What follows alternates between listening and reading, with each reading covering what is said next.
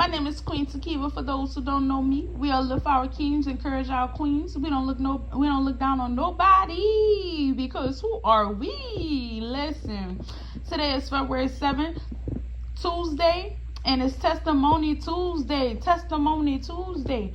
So I don't even realize when it's Tuesday, like days are just like together. So God been really pointing out Tuesday. He want me to do testimony. So this Tuesday, he want me to talk about my relationships. So at the age of 9 years old, I had my first boyfriend. And the reason why I even dated him, I wasn't even attracted to his looks or anything like that. But I went with him because I didn't want to be with another dude. And I didn't want to be mean and say no to the other dude. So I just told my first boyfriend yes. He was cool people after, we started getting to know each other. But like I was angry.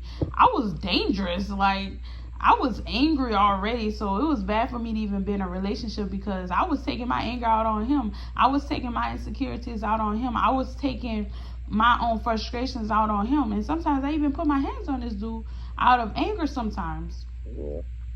And after that, we was together for like 2-3 years. And after that, I got into another relationship that was 2-3 years. And with that relationship, I said he was my first love or whatever like that. And he was a hood dude. He went to jail. He was in jail, in and out of jail. He was one of those dudes. But I was attracted to him because I liked how dangerous he was. And I was broken and I didn't know who I was.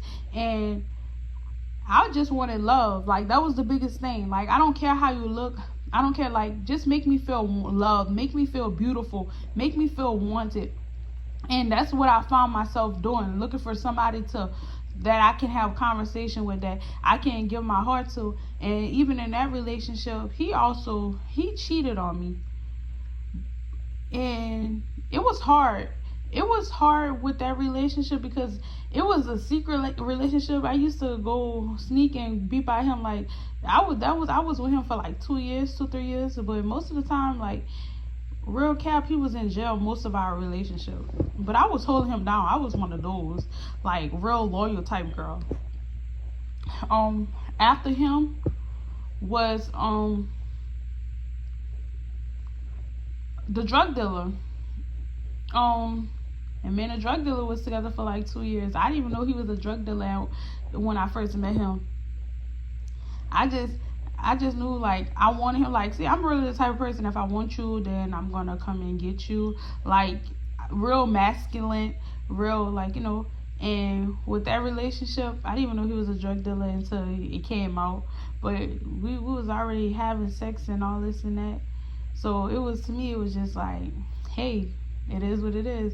Like eventually he'll give it up. Like he was a cool guy, just wasn't for me. That wasn't somebody that I was supposed to be pursuing at the moment. I was supposed to be focusing on myself, healing myself, learning who God was for myself, learning who I was, so that I can become a better version of myself. But instead of becoming a better version of myself, I went relationship to relationship. And after getting into that relationship, I ended up in a situationship. And when I was in that situationship, that was a very toxic relationship. Like I thought I really loved that dude. Like soul ties was real. Just trying to find love. Like I felt as though the biggest thing was, if I get with somebody else, it'll be easier for me to get over the other person. And that was true. It was easy it wasn't even about having sex with the next person. It was just about, okay, if I spend all my time and my attention on you, then I'm focusing on that. Then I'm not even worrying about, oh dude, I'm not worrying about them, like, So, and then you have to understand, like, it been 2-3 years that I dated these dudes. So it had to be some emotional and attachments and all this and that. I had sex with the first dude like years later. Second dude, we had sex like twice. I'm just being real. Let's be real, shame the devil. The third dude, yeah, we was getting it. They can say we was getting it. I mean, girl said we was getting it. And Wait, hold on. I confused myself. The drug. Okay, and situationship, yeah, definitely. More times than was supposed. I was supposed to have sex with them, none, because first of all, I was supposed to keep myself pure, and I was supposed to keep myself. I was supposed to save myself until marriage, for marriage. But me having a lustful spirit, a promiscuous spirit on me, and a perverted spirit on me, I was actually attracted to the outer appearance. I was attracted to that kind of thing. But also being a lover girl, having a big heart, I just wanted being broken, being confused. I was just looking for a companion, like. And anyways, the reason why I was really getting over these dudes is because I go talk to somebody else, like, and it wasn't no sex or nothing. It was just that, you know what, if I distract myself with this person, then I get over that person. And then it happened. It was true. I really did. So even though we was together for these long, like, I really don't look at you like that. I don't view you like that. I don't love you like I once loved you. Do I wish you hate? No, I don't wish you hate. I don't wish you harm. So after the situationship, I ended up, I guess I'll say a relationship with this dude. He it was a real short. That's when I really started. Okay, so the first situationship, that right there, that led me to God, because I was just tired of dudes. I was just tired of just doing the same thing. I was just tired. So I went to God, and that's when I really started to surrender myself to God and get to know God for myself, going to church, worshiping, and all this and that. So in the midst of me transforming worldly to godly, I was transforming. I entertained that relationship. In that relationship, I had just got a GM position. I got a 2-bedroom apartment. I was on my way to a car and all this and that. But God was just showing me that He allowed me to build anywhere. But if that's not for me, and if that's not what He had for me, then He'll cause it to fall apart. And He allowed everything, all of that, to fall apart, because I was in the wrong relationship, and I have such a big heart that I was going to continue to help this person, because I try to see the best in people. So that, and then after I got out of that situationship, Lord, I got into another situationship. I'm telling all my business today, God. Come on now, hold on, wait a minute, God, wait a minute. But let's be real, like, I got into another situationship, and this dude was okay, so this dude right here, he actually was a pastor. He was about to be a co-pastor. He was in the process of that. Like, he was in ministry. And this is my first church boy, my church man, whatever, boy. But, and I really came in with a halfway open heart already, because I'm like, I said 25%, have like a 25% open heart, because I'm like, oh, this a God, a man of God. Like, he's anointed. He hid the word in his heart. He not gonna do me like that. He can't do. Baby, was I wrong? Baby? And it wasn't that I was even in love with this dude. I just saw potential in him. I saw that he knew God, and that's something that I wanted to do. I wanted to know God. I wanted to understand who God was, and to have somebody that's on the same mindset as me. That's how I was viewing it. And we just friends right now, but like, I'm still transitioning from worldly to godly. So my discernment is not 100%. My picks are not 100%. But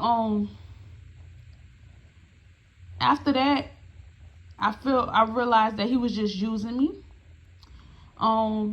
And that also that I wasn't as healed as I thought I was healed. And it really just caused me to go deeper within myself, to figure out why am I keep attracting dudes like this. What am I the problem? No, I'm not the problem. So, I am the problem, because I'm the one who's picking. But the problem was I kept picking. And then I ended up picking another dude, right? And we talked, but we didn't talk long, because God, Cause at one point you just start praying, God, I don't want to waste my time. Like, just let me reveal. But I kept picking myself, so I picked this up. I'm like, oh, well, let's see how this gonna go. Like, that's what. Ain't you think that's how you supposed to date? Be like, all right, nah, we not gonna work. And then you go to the next person and you date them, and then eventually you're gonna find the person that you want to spend the rest of your life with. Like, I thought that's how it go. I thought that's how dating go. But apparently it don't go like that.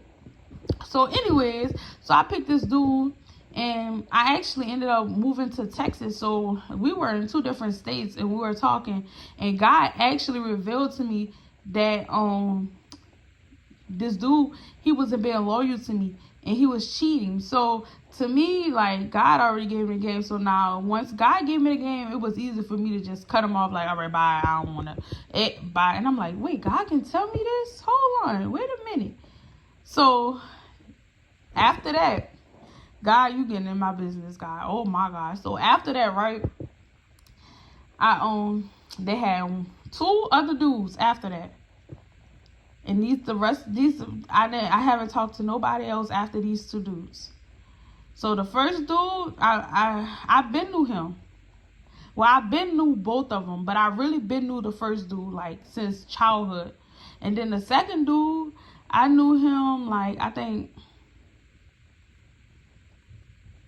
2018, 2017. Like, but not know him, like, just saw him, pass by him, not really knowing him. So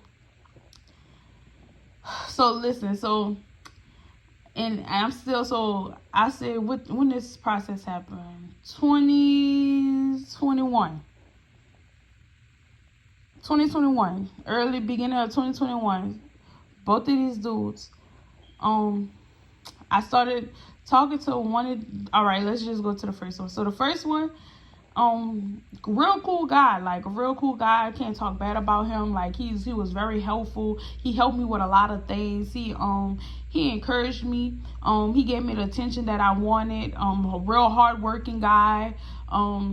Somebody, like, I can like, okay, I can see myself with you, like. But the only thing with him was he didn't have 100% relationship with God. And to me, it wasn't a real big red flag to me, or a real like run kind of thing to me, because I'm like, you can learn God, like you can build a relationship with God. That's easy. Like in my head, I'm like, that's not hard. That's something that, but a person have to truly want to build a relationship with God, and you can't force a person to build a relationship with God. So that is the reason why that person is no longer talking. Like, it's no beef, no problem, none of that. It's just that I know what God has for me. And not only that, I didn't say that, but and God also told me who my husband was. So, but I didn't believe it. I thought I was going crazy, so I really ran from it and doubted it. But the last person that I talked to, a real good guy, like chemistry, like on fire, really my jokes, like I really say, like that's my best friend. That's somebody that I really confide in. We jokes, we talk, like, every day, all day. God-fearing man, really love God, really want to know God, and really allowing God will to be done in his life. And I was talking to this guy, and I was just say this: we have to first understand who we are and who God has called us to be, so that we may pick the right people. Well, pick the right person. We should stop picking on for ourselves and allow God to pick, because God pick is the best pick. We can't keep going any minute, mode. Let me see which one I'm gonna talk to today. No, we can't do that.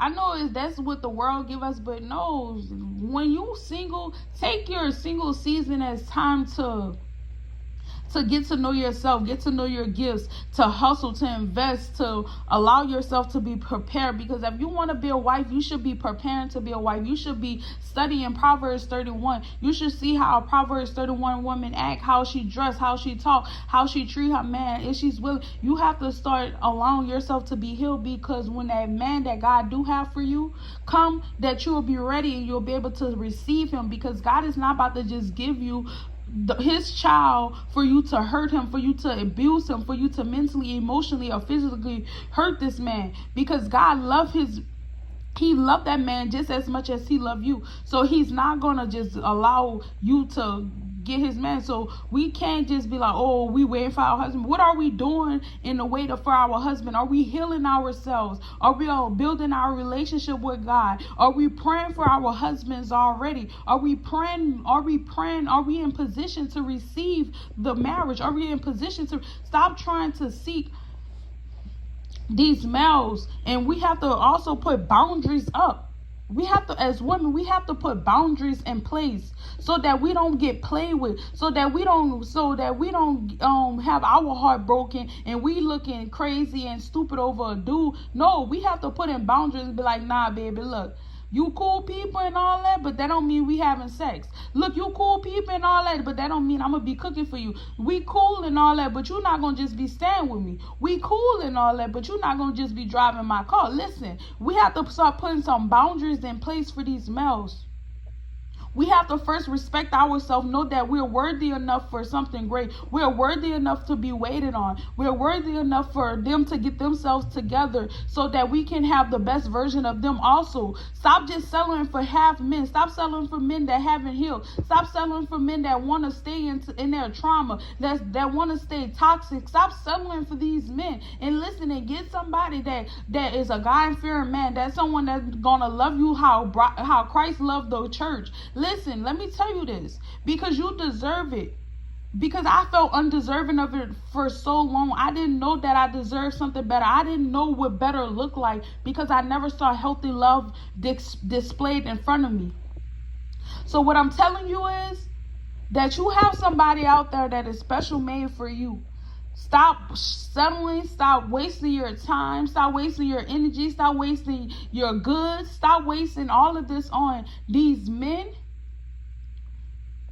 And put your time and focus on you and what you want to do and what your purpose is. So when your husband do come, you're already in position to be a helpmate for him, because you was made for him. So allow yourself to be in position, so when your husband finally is ready and you're ready, that you're able to transition easily. You don't have to waste time. You don't have to keep dating and finding the wrong person and all this and that. No, wait for God. Listen, wait for God. He'll reveal it. I promise you he'll reveal it. But you have to be willing to wait and willing to be patient and willing to know that God is preparing you and he's preparing your husband. And he loved both of y'all. So yeah, that's Testimony Tuesday. I got y'all in my business like a lot, but it's cool because I hope it helps somebody. I hope it helps somebody grow. I hope it helps somebody look at their relationship and be like, dang, is this relationship helping me, or is it making me worse? Is it helping me, or is it making me stagnant? Is it making me better, or is it making me confused? What is it? Is it bringing me peace, or is it bringing me chaos? You have to start distinguishing these things, but you also have to look on the inside of you to make sure, see what's going on with you, and see why you keep drawing these men towards you. You have to first start with self, and then whatever is around you gonna start reflecting what's going on the inside of you. Facts. I know this. God has been showing me this, and it wasn't me that was talking. God get the glory for this. Because he give me the wisdom. He impart this into me. So I hope that this blessed you, and I pray that God bring the right people, the right person in your life, and I pray that he continues to prepare you for what is yours, that he continue to prepare that person that is for you, because he have someone that is specially made for you. Okay, King? Okay, Queen? All right.